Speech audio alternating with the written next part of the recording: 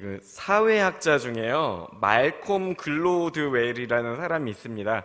아마 이름만 들으면 이 사람이 무슨 사람인가 하는데, 이 사람이 주장은 아마 여러분들 한 번씩은 들어보셨을 것입니다.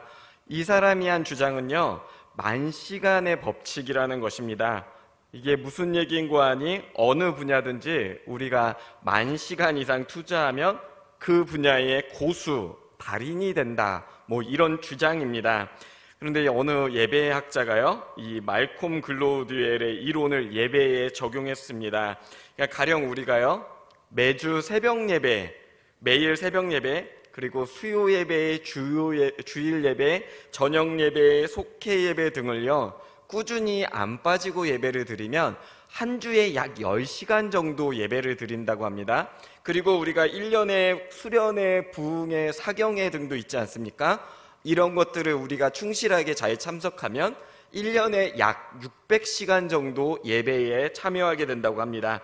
이런 식으로 16년에서 17년 정도 예배를 드리면 우리도 예배를 10,000시간 정도 채우게 된다, 뭐 이런 산술이 나온다고 합니다.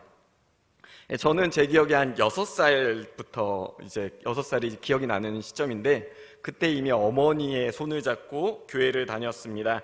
제가 어릴 적에는 주일 예배가 오전뿐이 아니라 오후 활동도 있었고, 또 어머니가 이제 그 구역 예배, 저는 장로교라 구역 예배를 다녔는데 나름 다 데리고 다니셨습니다. 뭐 자라면서 수요 예배, 금요 철야, 주일 예배 안 빠지고 열심히 다녔는데요. 목회자가 된 지금도 한 주에 10시간씩은 꼬박 예배를 드리니까 아마도 저도 얼핏 그 10,000시간의 법칙에 들어가지 않을까라고 생각을 합니다. 자, 근데 앞서 언급했듯이 신앙의 집안에서 자라오신 여러분들도 이 10,000시간 이상 예배를 경험하신 분들이 제법 계실 것입니다. 그러면 이 말콤 글로드웰의 말대로면은 지금쯤 우리는 이 예배의 달인, 전문가가 되어 있을 것입니다. 그런데 사실 저는요, 제가 목사 안수도 받았고 또 실제로 이제 예배를 섬기는 목회자이지 않습니까? 그럼에도 불구하고 저에게 예배에 관해 물으면 저는 스스로 전문가다, 달인이다 이런 말은 못할 것 같습니다. 제가 그 이유를 좀 고민해 봤습니다. 이게 규칙이 좀 틀린 건가, 예외적인 건가라는 고민을 했는데요. 제가 고민을 해보니까요, 결국은 이거였던 것 같아요. 제가 10,000시간의 예배를 참석을 했지만 대다수의 예배는 내가 예배자로서 하나님께 예배를 드리는 시간이 아니라 그 예배를 관람하고 참석한 그런 사람이었기 때문에 저에게 아직 예배가 어색하지 않은가라는 생각을 했습니다. 어렸을 때는 교회 친구들이 좋아서 교회를 다녔고, 중고등학교 때도 역시 노는 게 좋아서, 그리고 청년 때는 리더십에 한번 들어가고 싶은 이런 마음에 교회를 다녔습니다. 저는 사실 예배 시간 교회 학교 때요, 이제 전도사님이나 목사님이 여러분 예배 시간에 주님 만나셨어요? 라고 질문하는 게 굉장히 불편했습니다. 첫째로 그게 무슨 뜻인지를 몰랐고요. 두 번째로 왜 이 모르는 질문을 해서 모르고 있는 내가 잘못된 것이냐 몰아가는가. 참 애매한 게 물어볼 수가 없어요. 뭐 물어봐도 그냥 이렇게 좀 흘러가고 이러니까요. 저는 이게 참 불편하고 어려운 질문이었습니다. 그리고 당시 사실 저에게는 예배의 중요성은 고사하고 예배에 대한 기본 개념마저 없었습니다. 예배를 마치고 친구들하고 놀고 내가 노리고 내가 하고 싶은 건 따로 있는데 그 전에 반드시 거쳐야 하는 어떤 절차 정도로 생각했던 것입니다. 실제로 신학교에 가서도요, 이 고민이요 끝나질 않았습니다. 저는요, 제도적인 교회, 이 지역교회에서 정해진 시간에 치르는 이 예식이 정말 영적인 의미가 있는가라는 질문을 늘 갖고 있었습니다. 그러나 점차 성경 말씀을 읽고 묵상하는 과정에서 이 숙제가 풀리게 되었습니다. 성경을 읽어보면 예수님께서는요, 제자들에게 크게 2가지 계명을 지키라 말씀하셨습니다. 바로 오늘 본문 말씀이죠. 하나는 하나님을 사랑하라는 것, 그리고 다른 하나는 이웃을 사랑하라는 것입니다. 이 말씀을요, 가볍게 읽으면 하나님 사랑과 이웃 사랑의 무게가 똑같이 느껴질 수도 있습니다. 왜냐하면 39절에 둘째도 이와 같으니라는 말씀이 있었기 때문이죠. 그런데요, 여러분, 이 말씀을 잘 살펴보면요, 우선순위에 있어서 분명한 차이가 있습니다. 우선순위에 차이가 있다는 말은요, 보다 더 중요한 게 있다는 말입니다. 주님께서는 분명히 먼저 하나님을 사랑하라는 것을 강조하였습니다. 그런데 어떻게 사랑하라 하셨습니까? 마음과 목숨과 뜻을 다하여 사랑하라 말씀하셨습니다. 이에 반해 이웃사랑에 대해서는요, 내 자신과 같이 사랑하라 하셨습니다. 우리 성도님들께 한번 여쭙고 싶습니다. 과연 마음과 목숨과 뜻을 다하는 것이 어렵습니까? 아니면 자기 자신과 같이 남을 사랑하는 것이 어렵습니까? 저는 당연히 전자라 생각합니다. 내 몸같이 남을 사랑하라는 건요, 공감하고 마음의 긍휼이 일어나면은 언제든지 할 수 있는 것입니다. 그러나 하나님을 사랑하는 일은 우리의 최선과 헌신을 요구하는 일입니다. 자, 이 말씀을 깊이 묵상해 보면요, 이웃사랑의 계명 역시 이 첫 계명인 하나님 사랑을 전제로 주어진다는 것을 알 수 있습니다. 이게 무슨 말인고 하니, 우리가 하나님을 사랑할 때에 비로소 이웃을 온전하게 사랑할 수 있다는 것입니다. 하나님 사랑이 원인이 되어야 이웃 사랑의 결과가 나타납니다. 우리에게 하나님을 사랑하는 마음이 뿌리를 내려서 영적 기반이 생겨야 그것을 통해 이웃 사랑의 열매를 맺을 수 있습니다. 우리는 죄인이기 때문에요, 동기 없이 이유 없이 무조건적인 이웃사랑을 베풀 수 없습니다. 심지어 자녀에게도 온전한 마음을 쏟기 힘든데 그런 사랑을 이웃에게 실천할 수 있겠습니까? 그렇지만 물론 우리가 이웃에게 윤리적인 행동은 할 수 있을 것입니다. 하지만 우리가 하나님의 영광을 위한 분명한 목적을 깨닫는다면요, 그 하나님께 받은 사랑으로 말미암아 이웃을 온전히 사랑할 수 있습니다. 마찬가지로 우리가 하나님 사랑을 실패한다면요, 이웃 사랑도 실패할 수밖에 없고 하나님께서 원하시는 열매를 맺는 삶도 할 수 없습니다. 조금 과격하게 표현하겠습니다. 여러분, 하나님을 사랑하지 못하는 인생은요, 모든 것이 실패한 인생, 그리고 하나님을 사랑한 인생은 가장 값진 것을 정취한 인생이라 말할 수 있을 것입니다. 사랑하는 성도 여러분, 우리 모두 먼저 하나님을 사랑하는 일에 승리하시길 주님의 이름으로 축복합니다. 자, 근데 이제 이렇게 얘기를 하면 고민을 하게 되죠. 과연 하나님을 사랑한다는 게 구체적으로 무엇을 말하며 우리는 어떻게 하나님을 향한 그 사랑을 표현할 수 있습니까? 우리가 무엇으로 하나님을 향해 진심을 표현하며 하나님께서는 우리의 무엇을 보고 우리의 사랑을 인정하며 받아주시겠습니까? 사실 이런 질문에 대한 분명한 답은요, 늘 성경 안에 있습니다. 자, 구약의 성경 이 하나의 맥을 제가 한번 정리해 보겠습니다. 하나님께서 세상을 창조하시고 인류를 창조하시며 아브라함에게 찾아와 언약을 맺으시고 그 약속을 이루어 이스라엘 민족을 세우신 것, 이것이 바로 구약 성경의 맥이라고 이해할 수 있을 것입니다. 근데 여러분 한번 생각하시기 바랍니다. 하나님께서는 왜 민족 이스라엘을 세우셨습니까? 하나님께서 아브라함을 찾아가 부르시고 놀라운 약속을 주셨습니다. 그리고 하나님께서 그 약속을 이루시어 아브라함의 자손이 하나님의 복을 받는 민족 이스라엘이 되게 하셨습니다. 그리고 이 이스라엘 민족에게 말씀하시길, 나를 사랑하라, 이를 위해 너희를 불렀다 말씀하셨습니다. 신명기 6장 4절 5절에서 말씀하시길, 이스라엘아 들으라, 우리 하나님 여호와는 오직 유일한 여호와이시니 너는 마음을 다하고 뜻을 다하고 힘을 다하여 내 하나님 여호와를 사랑하라 라고 말씀하시지 않았습니까? 사실 이 말씀이 바로 하나님께서 민족 이스라엘을 부르신 목적이라 말할 수 있으실 것입니다. 이스라엘은 이처럼요, 하나님을 사랑하도록 부름받은 민족이었습니다. 그런데 그들이 하나님을 사랑하기 때문에 반드시 해야 할 일이 있었습니다. 그것이 무엇인고 하니 바로 하나님을 예배하는 일이었던 것입니다. 자, 이제 민족 이스라엘이 이집트의 노예로 있을 때 하나님께서 모세와 아론에게 이 민족을 해방시키라 명령하셨습니다. 모세와 아론이요 애굽 왕 바로에게 나아가서 이스라엘 민족을 보내달라 요구할 때 그들이 전한 하나님의 뜻도 다음과 같았습니다. 주 이스라엘의 하나님이 말씀하시길 나의 백성을 보내라. 그들이 광야에서 나의 절기를 지켜야 한다. 곧 나를 예배해야 된다라고 말씀하셨던 것입니다. 근데 이 말을 들은 바로는요 어리둥절했습니다. 아니 그 주가 그 여호와가 누구인데 나더러 그의 말을 듣고서 이스라엘을 보내라는 것이냐. 나는 그를 알지 못하니 이스라엘을 보내지 않겠다.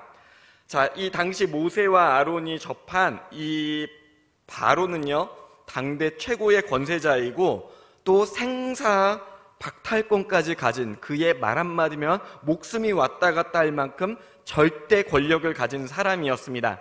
그럼에도 불구하고 모세와 아론은 담담하게 하나님의 뜻을 전했습니다.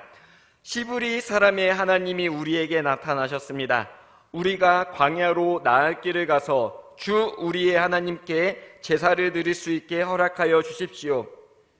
그렇게 하지 않으면 주님께서 무서운 질병과 칼로 우리를 치실 것입니다.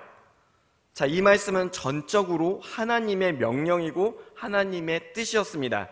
근데 이 말씀 속에는요 실제로 하나님께서 이스라엘 민족을 출애굽한 목적을 나타내고 있습니다. 이 출애굽의 궁극적인 목적은요 하나님을 예배하기 위함이었습니다. 하나님은 그들을 예배하는 백성으로 부르셨고 그것을 위해 이들을 부르셨습니다. 그렇다면 여기서 하나님을 사랑하라는 의미는 분명합니다. 바로 하나님을 예배하는 것입니다. 하나님께서 우리를 부르신 이유는 우리를 예배자로 찾으신 것이며 우리가 하나님을 사랑함은 곧 그분께 참된 예배를 드리는 것입니다. 예배자를 불러주신 하나님의 사랑을 깨달아 참된 예배자로 하나님 앞에 서는 모습이 바로 하나님을 사랑하는 방법입니다. 자, 이 예배가 이스라엘의 존재 목적이라는 사실을 이해하고 여러분 구약 성경을 읽으면요 그 이후로 하나님의 뜻을 깨닫는데 정말 유익함이 있습니다. 요셉 이후로 이집트에서 400여 년의 종살이를 하는 동안 이스라엘 민족이 그 정체성을 잃어버렸지 않습니까? 그렇기 때문에 이 민족은요 출애굽 때에 하나님을 만나고 예배하는 법을 배워야 했습니다. 이를 위해서 하나님께서는 그들을 시내산으로 모으시고 그들에게 계명을 허락하셨습니다. 구체적인 예배의 방법을 알리셨습니다. 이들에게 이를 위해 율법을 허락하셨습니다. 하나님의 율법을 통해 그들은 제사와 절기를 배울 수 있었고 하나님께서 원하시는 예배하는 백성으로 한 걸음 더 나아갈 수 있었습니다. 특별히 여러분 이 율법에서요 제사에 대해서 다루는 성경 말씀이 바로 레위기입니다. 오늘날 여러분 유대인의 교육에 관심이 참 많으신데요 유대인들이 자녀들에게 제일 먼저 가르치는 성경이 뭔 줄 아십니까? 창세기가 아니고 레위기입니다. 그들에게 예배를 가장 먼저 가르칩니다. 예배의 정체성이 바로 하나님을 사랑하는 것 그리고 그것을 위해 이스라엘이 부름받았음을 기억하기 때문입니다. 그러한 하나님의 목적은요 이사야서 43장 21절에서도 분명하게 기록되어 있습니다. 우리가 한 목소리로 합독하기 원합니다. 이 백성은 내가 나를 위하여 지었나니 나를 찬송하게 하려 함이니라. 아멘. 하나님께서는 우리의 예배를 원하시기 때문에 우리를 지으시고 부르셨다는 것입니다. 그러나 이 이스라엘 민족이요 가나안에 정착하고 살만해졌을 때 자신의 본분과 사명을 잊어버렸습니다. 하나님보다 더 의지하는 것이 생기고 더 사랑하는 것이 생겼습니다. 그때 그들은 온전한 예배를 버렸습니다. 하나님 대신 바알과 아세라 그리고 자신의 이익과 기쁨을 주는 우상들을 마음에 품기 시작했죠. 하나님 대신 이집트, 아수르, 바벨론 등의 강대국들을 의지했습니다. 하나님을 향한 사랑의 마음을요 버리고 나니까 그들의 예배는 그저 형식만 남는 껍데기가 되었습니다. 오죽하면 주님께서 내 거룩한 곳을 밟지 말라, 이곳을 너희가 더럽히지 말라, 그들의 예배를 그렇게 표현하셨겠습니까? 그럼에도 하나님께서는 포기하지 않으시고 선지자들을 보내어 책망하셨습니다. 예배를 회복하라, 나를 향한 사랑을 회복하라, 그것으로 말미암아 내게 돌아오라 권면하셨습니다. 자, 그럼 이후 신약 성경에 대해서도 한번 생각해 보기 원합니다. 신약은 우리에게 무엇을 말하고 있습니까? 구약의 마지막 선지자 말라기 이후 400년 동안 주님의 뜻이 전해지지 않았습니다. 그러다가 예수님이 이 땅에 오시는 소식이 울려 퍼졌습니다. 예수님이 이 땅에 오실 때 일어난 첫 번째 현상이 무엇입니까? 천군 천사들이 함께 나와 이 놀라운 사실을 찬양하고 예배하였습니다. 동방박사들이 별을 따라 아기 예수를 찾아왔을 때 아기 예수를 예배하였습니다. 들의 목자들이 이 놀라운 소식을 듣고 함께 주님을 예배하였습니다. 예수님께서 이 땅에 구세주로 오신 것은 인류를 구원하시기 위한 놀라운 계획 때문이었지 않습니까? 그때에 온 세상이 이 땅에 오시는 그 주님의 은혜에 함께 감격하여 그 기쁨을 예배로 표현하였습니다. 자, 그 주님이신 예수님께서요, 모든 율법의 핵심이 바로 하나님을 사랑하는 것과 그리고 하나님을 사랑하는 것이며 가장 첫째 되는 계명이라 선포하셨습니다. 이는 우리 그리스도인이 부름받은 이유가 예배가 우선인 삶, 예배가 사명인 삶을 사는 것이 가장 최우선임을 뜻하는 것입니다. 예배는 하나님의 자녀가 하나님을 사랑함을 가장 분명하고 구별되게 표현할 수 있는 믿음의 표현입니다. 하나님을 예배함은 그리스도의 몸된 교회인 우리가 누리는 거룩하고 은혜로운 사랑의 교제임을 믿으시길 소망합니다. 교회의 모든 사역, 존재, 이 궁극적인 목적은요, 하나님을 예배함에 있습니다. 물론 하나님께서는 이 교회를 통해 우리가 복음도 전하고 또 양육하고 서로 섬기기를 원하십니다. 근데 여러분, 이 말도요, 잘 생각해 보셔야 됩니다. 복음을 전하고 양육하고 섬기는 이유가 무엇입니까? 그들을요, 하나님의 예배자로 초대하기 위함이 아닙니까? 전도는 왜 필요합니까? 이웃을 하나님과의 사랑의 관계로 초대하기 위함입니다. 교육과 봉사가 무엇입니까? 성도를 하나님의 사람으로 예배자로 세우는 과정입니다. 결국 교회에서 행해지는 모든 사역, 하나님을 온전히 예배하는 공동체를 세우기 위함이며 하나님을 찬양하고 경배함으로 하나님의 나라를 향해 나아가는 길입니다. 여러분, 예배가 죽었는데 선교와 전도가 무슨 의미가 있겠습니까? 하나님께서 받지 않는 예배의 자리에 이웃을 전도하여 데리고 오는 것이 무슨 의미가 있겠습니까? 예배가 제대로 이루어지지 않는 교회에서 행해지는 교육과 봉사를 누가 참된 것이라 말하겠습니까? 사랑하는 성도 여러분, 예배를 성공하는 것이 교회의 가장 긴급한 일이고 중요한 일임을 믿으시길 소망합니다. 여러분, 예배는 교회의 프로그램 중 하나가 아닙니다. 예배는 그 자체가 교회의 존재 방식이고 존재 목적입니다. 그 예배가 바로 성도들의 삶의 중심이 되어야 합니다.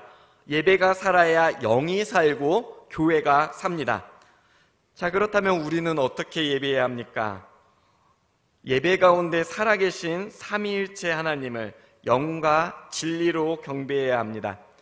우리가 참된 예배로 나아갈 때 우리는 아버지 하나님의 창조 능력 그리고 그 사랑을 깨닫습니다. 성자 예수님의 십자가 희생과 구원의 은총을 기억합니다. 성령님의 은사와 역사하심을 경험합니다. 우리가 삼위일체 하나님 앞에 참된 예배자로 설 때 비로소 우리는 이웃을 섬기고 사랑을 전하는 전도자의 삶에 헌신할 수 있습니다. 우리는 이것을 기억해야 합니다. 우리가 하나님을 향한 사랑을 믿음으로 고백할 때 하나님께서 우리에게 사명을 깨닫게 하십니다. 하나님께 영과 진리의 예배로 나아갈 때 하나님의 뜻을 깨달아 보다 높은, 한 단계 높은 성숙함의 자리로 나아갈 수 있습니다. 즉 우리는 참된 예배를 통해서만 전도와 선교와 섬김의 자리에 나아갈 수 있는 것입니다. 그런 의미에서요, 예배야말로 우리의 삶에서 가장 중요한 일이고요, 정확히 말하면 교회가 해야 하는 유일한 일일 수도 있습니다. 여러분, 좋은 프로그램이 없어도요, 교회는 교회일 수 있습니다. 시설이 좋지 않아도요, 교회는 교회일 수 있습니다. 사람이 적을 수도 있습니다. 구내에 마땅히 모일 곳이 없고 카페가 없을 수도 있습니다. 그래도 그곳은 교회일 수 있습니다. 그러나 여러분, 예배가 없으면 그 모임은 교회가 아닙니다. 만약 교회가 단 한 가지만을 선택해야 한다면요, 여러분, 우리는 당연히 예배를 택해야 합니다. 하나님께서 우리를 예수 그리스도의 부활, 그 놀라운 은혜에 동참하도록 부르신 이유는요, 우리를 예배자로 세우기 원하셔서입니다. 예배가 곧 우리의 사명이며 교회의 존재 이유임을 믿으시길 소망합니다. 여러분, 성경을 보면 성경의 마지막 책이 요한계시록입니다. 사실 이 요한계시록의 말씀은 너무나도 아름답고 귀한 말씀입니다. 그런데 요즘 이제 좀 이단 사상들이 이 요한계시록을 굉장히 두렵고 구별되게 하고 혼탁하게 하는 이런 메시지로 좀 왜곡을 해서 그렇습니다. 그런데 사실 이 요한계시록의 핵심 메시지는요, 종말이 아니고 예배입니다. 여러분, 요한계시록 4장 1절에서 3절 말씀 우리가 함께 한 목소리로 합독하기 원합니다. 이 일 후에 내가 보니 하늘에 열린 문이 있는데 내가 들은 바 처음에 내게 말하던 나팔 소리 같은 그 음성이 이르되 이리로 올라오라. 이후에 마땅히 일어날 일들을 내가 내게 보이리라 하시더라. 내가 곧 성령에 감동되었더니 보라, 하늘에 보좌를 베풀었고 그 보좌 위에 앉으신 이가 있는데 앉으신 이의 모양이 벽옥과 홍보석 같고 또 무지개가 있어 보좌에 둘렀는데 그 모양이 녹보석 같더라. 아멘. 이제 마지막 때에 하나님 앞에 올라갔을 때 새하늘과 새 땅의 모습을 묘사하고 있습니다. 그리고 이 뒤를 이어서 9절에서 11절 말씀은 이렇게 묘사하고 있습니다. 함께 합독하기 원합니다. 그 생물들이 보좌에 앉으사 세세토록 살아계시는 이에게 영광과 존귀와 감사를 돌릴 때에 24 장로들이 보좌에 앉으신 이 앞에 엎드려 세세토록 살아계시는 이에게 경배하고 자기의 관을 보좌 앞에 드리며 이르되 우리 주 하나님이여 영광과 존귀와 권능을 받으시는 것이 합당하오니 주께서 만물을 지으신지라 만물이 주의 뜻대로 있었고 또 지으심을 받았나이다 하더라. 아멘. 계시록이 역사의 마지막을 기록하고 있다라고 말하지 않습니까? 그런데 이 역사의 마지막이 무엇인고 하니 바로 하나님을 향한 영원한 예배입니다. 새 땅과 새 하늘에 주님의 영원한 예배가 이루어진다는 말씀을 전하고 있는 것입니다. 아까 이기식 권사님 기도하실 때 믿음, 소망, 사랑 이 세 가지 중 제일은 사랑이라라는 말씀을 기도로 하셨지 않습니까? 제가 설교문에 이 구절을 적었는데 기도할 때 이 말씀 그 맥락대로 이어가시는 걸 보고 정말 예배 가운데 하나님이 우리를 영적으로 연결하고 있구나라는 생각을 했습니다. 예, 정말 그 말씀이 맞습니다. 왜 이 세 가지 가운데 사랑이 으뜸일까요? 라는 질문을 저는 한번 해보았습니다. 생각해보면 우리를 구원으로 이끌어주고 우리 성도들의 삶에 가장 중요한 것은 믿음이어야 하지 않습니까? 오직 믿음으로 구원을 받는다 말씀하셨는데 왜 믿음이 아닙니까? 그리고요, 또 생각해보면요, 우리가 천국 소망을 품어야 이 땅에서 겪는 모든 고난과 아픔을 이길 원동력이 있지 않습니까? 그런데 왜 믿음, 소망, 이거보다 더 존귀한 것이 사랑이다라고 말씀을 하셨을까요? 저는 정말 이 부분에서요, 많은 고민을 했습니다. 혹시 우리 성도님들 가운데도 이런 고민을 해보신 분이 계신지 모르겠습니다. 만약 해보셨다면 정말 귀하고 귀한 고민을 하셨다고 생각합니다. 사실 신앙인으로서 정말 중요한 답이라고 생각합니다. 저희가 어느 날 그러다가 말씀을 들었는데요, 한 목사님이 이 부분을 이렇게 설명을 하셨습니다. 그러니까 주님께서 이제 마지막 때에 오시지 않습니까? 그리고 새하늘과 새 땅이 되면요, 믿음은 보이지 않는 것의 실상이 아니라 바로 우리의 현실이 됩니다. 하나님과 영원히 동참하기 때문입니다. 하나님 나라를 향한 소망도 우리의 오늘이 됩니다. 이미 우리가 천국을 누리고 있기 때문이지 않습니까? 그런데 그곳에서도 멈추지 않는 것이 있습니다. 그것이 무엇인가 하니 바로 하나님을 향한 사랑입니다. 요한계시록은 그 사랑으로 말미암아 우리가 영원히 하나님을 예배함으로 천국에서의 영생을 누린다라고 고백합니다. 그 나라 그때에 우리가 영의 예배로서 하나님과 영원한 사랑 가운데 머무는 것입니다. 사랑하는 성도 여러분, 오직 하나님만을 예배하는, 하나님만을 사랑하는 참된 예배자가 되시길 소망합니다.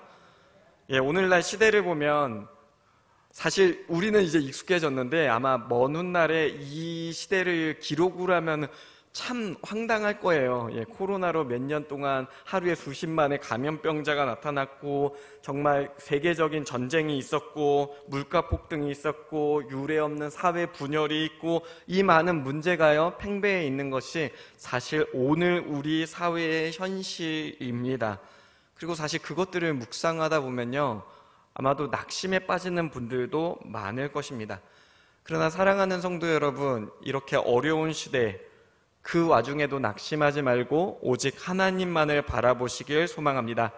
오직 하나님만을 높이고 그분을 경배하는 참 성도가 되시길 소망합니다. 은혜의 하나님께 우리가 드릴 수 있는 최고의 응답, 그 사랑의 고백은 예배입니다.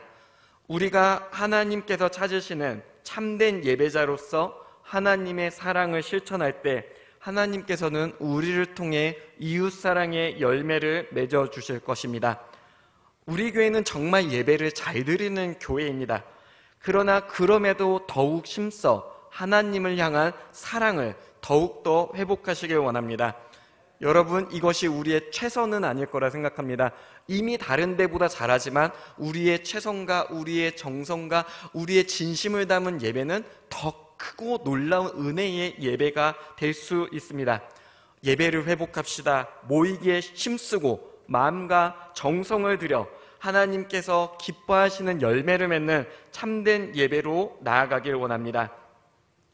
예배야말로 우리와 하나님의 관계를 잇는 참된 관계의 끈입니다. 여러분, 우리는 예배를 위해 부름받았습니다. 예배가 우리의 사명입니다. 우리의 마음 중심에 새길 하나님을 향한 사랑입니다.